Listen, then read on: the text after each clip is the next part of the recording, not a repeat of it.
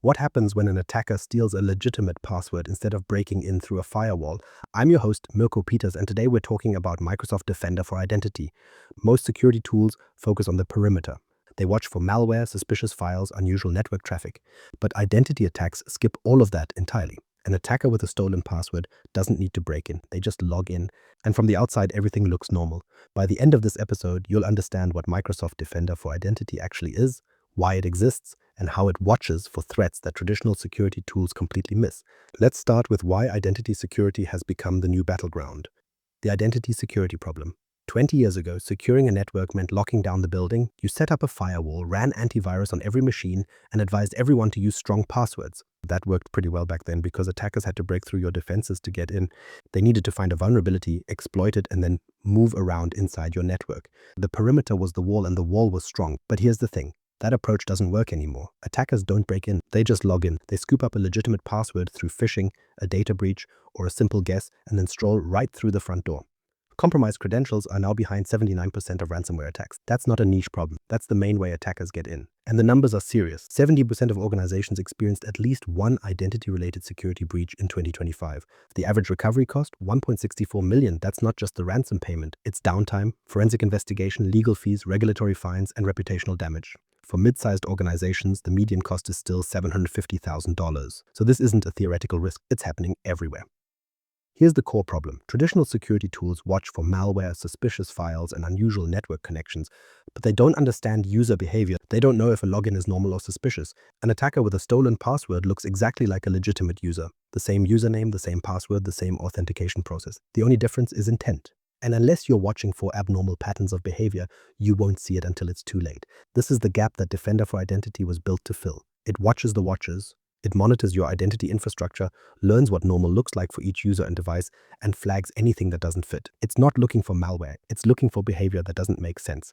So what exactly is Defender for Identity, and how does it work? What is Defender for Identity? Here's the simplest definition. Microsoft Defender for Identity is a cloud-based security tool that watches your on-premises Active Directory for identity-based attacks. Notice I didn't say Entra ID. That's a common point of confusion. Defender for Identity focuses on your on-premises identity infrastructure, including domain controllers, Active Directory, and ADFS servers. This is the stuff that lives in your own data center or on your own servers. It's not a cloud-only solution. Now, how does it work? It uses behavioral analytics. It learns what's normal for each user and each device, and then it flags anything unusual. Think of it like a security guard who knows every employee's routine. They know who comes in at 8 a.m., who works late, and who accesses the server room. When someone shows up at 3 a.m. trying to open the server room door, the guard notices immediately. That's exactly what Defender for Identity does, but for your digital environment.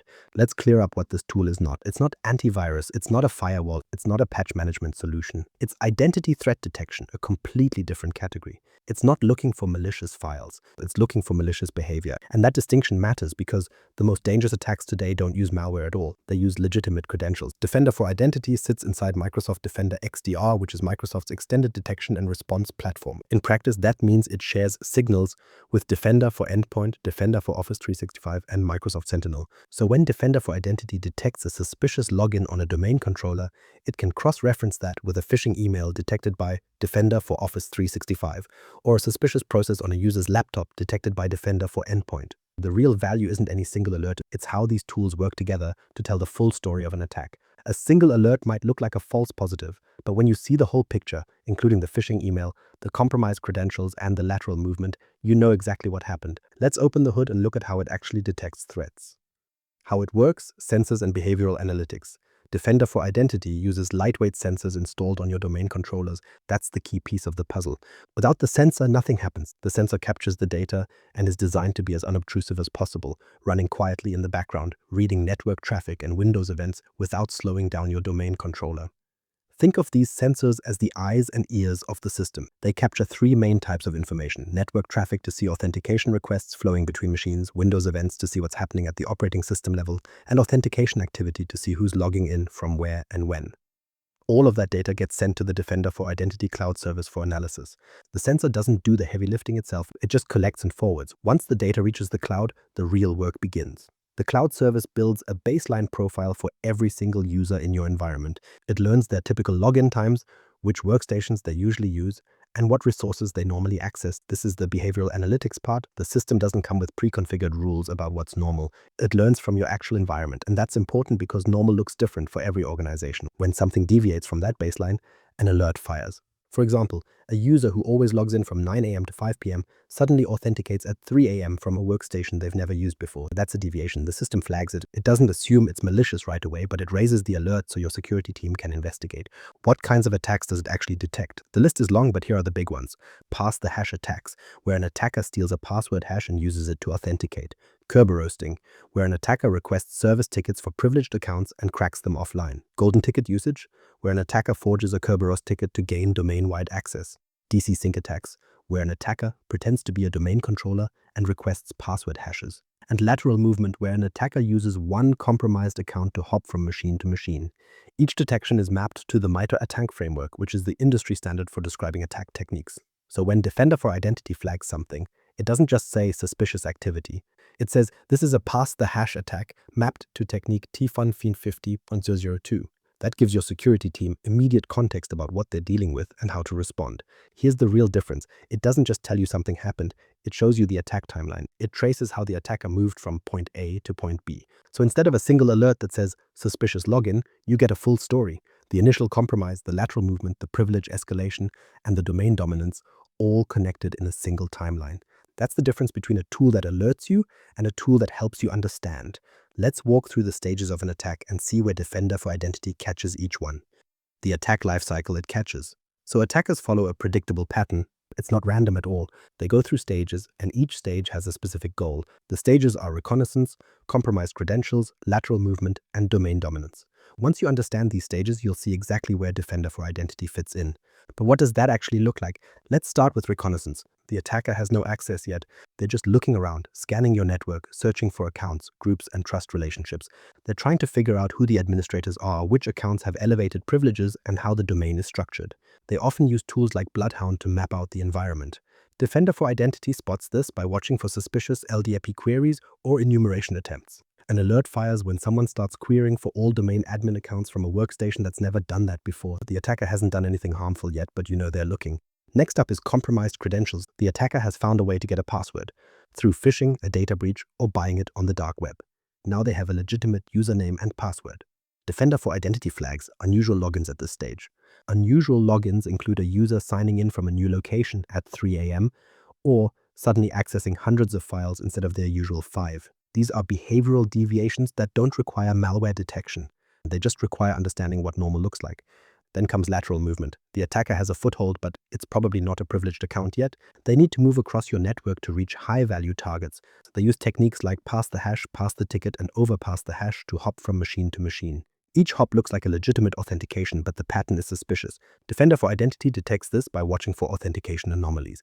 If a user account authenticates from 3 different workstations in 5 minutes, that's not normal human behavior. That's an attacker moving laterally. Finally, domain dominance. What you see: alerts, incidents, and taking action. Open the Microsoft Defender portal at security.microsoft.com and navigate to identities. That's your command center. The first thing you'll see is the dashboard, which gives you a quick overview of everything happening in your identity environment. How many users are being monitored, how many active alerts are open, and the health status of your sensors. It's designed to give you a snapshot in seconds, not minutes. There's also a score on that dashboard called the Identity Security Score. It's a 0 to 100 number that shows how well you're protecting your identity infrastructure. This isn't a theoretical metric, it's based on actual configurations and recommendations. If you have domain controllers without sensors, your score drops. If you have users without multi-factor authentication, your score drops. Fix those issues and your score goes up. It's a concrete way to track your security posture over time. Now let's talk about alerts. Alerts are generated by detection rules, pre-configured conditions that define what suspicious behavior looks like. Based on years of threat research, Microsoft has built hundreds of these rules.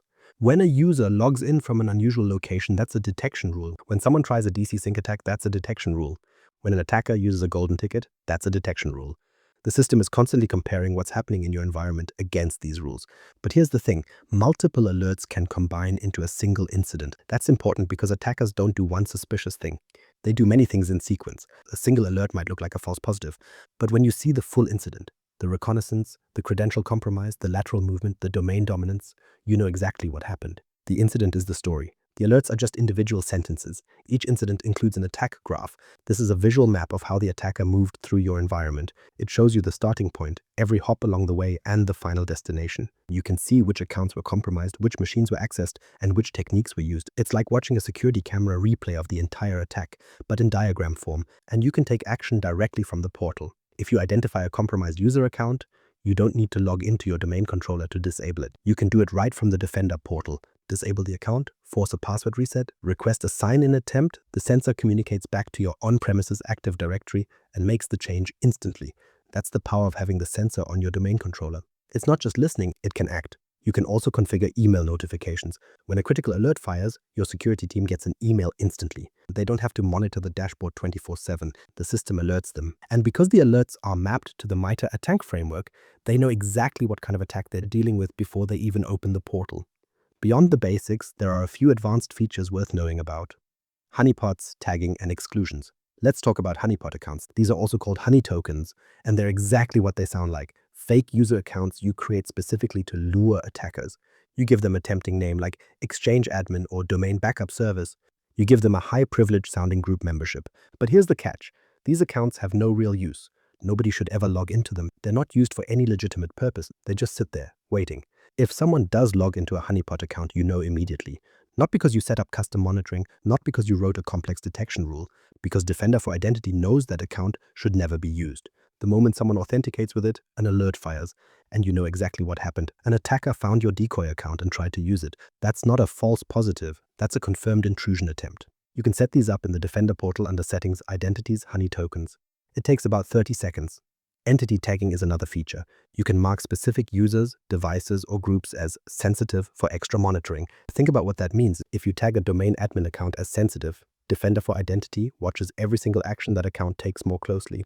Any deviation from normal behavior gets flagged with higher priority. Any lateral movement involving that account gets escalated. It's like putting a GPS tracker on your most valuable assets. And then there are exclusion rules. Sometimes legitimate security tools or admin processes trigger false alarms. Your vulnerability scanner might authenticate against every machine in the network. That looks suspicious. Your backup software might access domain controllers at unusual hours. That also looks suspicious. You can exclude specific IP addresses, devices, or users from certain detection rules so those false positives don't clutter your alert queue. Global exclusions apply to all detection rules. Per-rule exclusions are more targeted. The goal is the same: reduce noise so your security team focuses on real threats. Defender for Identity doesn't work alone. Let's see how it fits into the bigger picture. How it fits in Microsoft's security ecosystem. So how does Defender for Identity fit into Microsoft's bigger security picture? Think of it as one piece of the Defender XDR puzzle. On its own, each tool is useful, but the real power comes when they work together. Defender for Endpoint guards your devices. It checks every laptop and server for malware and suspicious network activity. Defender for Office 365 protects your email and collaboration tools, catching phishing attempts and malicious attachments. And Defender for Identity, it watches over your user accounts, looking for stolen credentials, lateral movement, and domain dominance. On their own, each tool is useful. But here's the thing. Together, they share signals and connect the dots. Imagine a suspicious login on a domain controller. That same login could be linked to a phishing email that Defender for Office 365 already caught. The attacker compromised a mailbox and is now trying to move laterally. Defender for Identity sees the login, Defender for Office 365 sees the email, and the Microsoft Defender XDR platform creates a single incident. That's the difference between isolated alerts and a complete attack story. It also integrates with Microsoft Sentinel, which is Microsoft's cloud-native SIEM. That's where you go for advanced hunting and custom detections. You can write Custo queries that search across all your Defender data, identity, endpoint, email, cloud apps, and find patterns that automated rules don't always catch. And it works alongside Microsoft Entra ID protection. Here's the distinction. Entra ID protection handles cloud-based sign-in risks like risky sign-ins from anonymous IP addresses or atypical travel. Defender for Identity handles on-premises threats, like watching your domain controllers, Active Directory, and ADFS servers. Microsoft recommends using both for defense in depth in hybrid environments. The magic isn't any single product, it's how they all talk to each other. Let's wrap up with what you should do next. Here's the takeaway. Defender for Identity fills a gap that traditional security tools leave open. It watches for identity-based attacks using stolen credentials. It catches attackers who don't break in, they log in. And it's not complicated. Sensors on your domain controllers plus behavioral analytics in the cloud equals real-time threat detection. The simplest next step, check if your domain controllers are running Windows Server 2019 or above.